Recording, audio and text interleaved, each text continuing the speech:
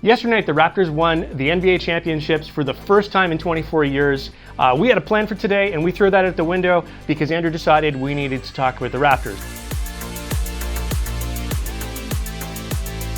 I'm introducing Andrew Raven for the first time today. I've got Paul Ferris with me again. And today we have a side of the story that we need to tell that has to do with how the Raptors produce content. So Andrew, tell me why you said we have to talk about this today. I mean, it's on everybody's minds, right? For the first time in their history, the Raptors won the NBA title. And I think, the last couple of days, people have been talking about the team. But one thing that's gone unrecognized is how great this team has been at branding itself. Everybody's heard of We the North and the slogan. But beyond that, the Raptors have done a great job of producing their own content. So whether it's a podcast or documentary series or game recaps, they do all of this stuff by themselves. And you don't see that a lot. Yeah, I guess there's a lot of chances where teams have a lot of personalities. You'll see that covered by the media, but you don't get the inside story. And they've done a good job bringing that to the surface this time. Exactly. And the other big problem, too, is the media is, and I can say this because I'm, I guess, part of the media. The media can be jerks. They say things that don't necessarily have a lot of merit. And that can color an entire marketplace, right? That's how fans know your team, what's happening in the media. And if you can cut through all that junk and produce your own content, you have a much better chance of reaching them. How much do you guys think this affected the way people responded to the team, especially going into the finals?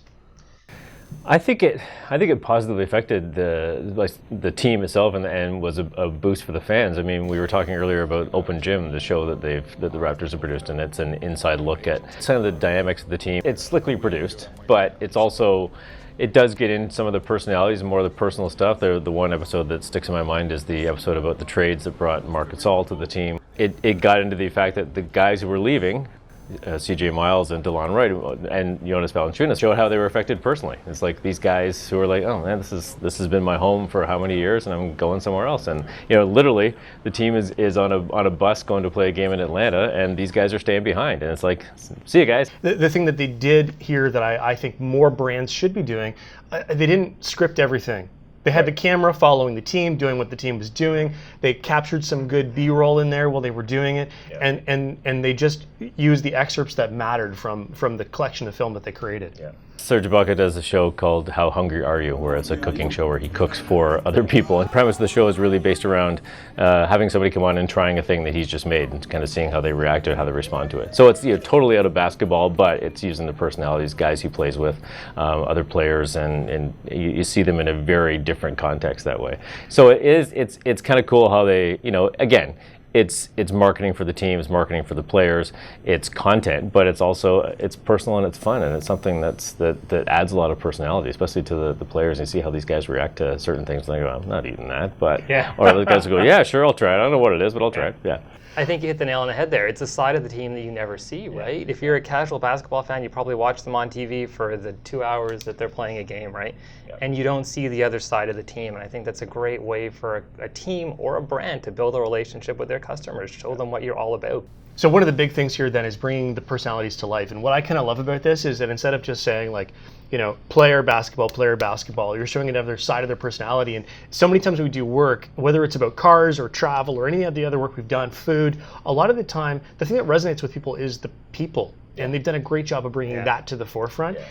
I guess the other element here, we talked about this in the previous video, but these guys have taken control of their story. Right? As opposed to just letting everybody, you mentioned this earlier, Andrew, the journalists don't necessarily always do the team favors, but if they're producing at least their own thread of content here, they've got a voice and they've got an audience and they're able to tell their own story and kind of own that themselves. And then inside of that, be very, very authentic. So I guess there's a few takeaways. At the end of the day, people are always going to be very interested in story. And the story of people and personalities and their character, and I think that's something that they've done. They've also got this very authentic, earnest video style that they've done with that production. But then they also took complete control of the situation and leveraged their assets. And I think that's smart. That's really smart work. Yeah.